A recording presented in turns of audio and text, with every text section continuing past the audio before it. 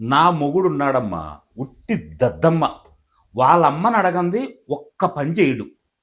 ఏమి అంతకాడికి నన్నెందుకు చేసుకున్నట్టు అని చాలామంది ఆడవాళ్ళు వాళ్ళ భర్త మీద కంప్లైంట్ చేస్తూ ఉంటారు. ఒక్క మాట చెప్పండి, చిన్నప్పటి నుంచి కని, పెంచి, పెద్ద చేసిన వాళ్ళ మాట వింటారా? నిన్నగాక మొన్నొచ్చిన నీ మాట వింటారా? అయినా నీ మాట వినాలి అంటే ఫస్ట్ నీకు కొంచెం ఓర్పు ఉండాలి. నువ్వు వాళ్ళకి ప్రేమను చూపించాలి.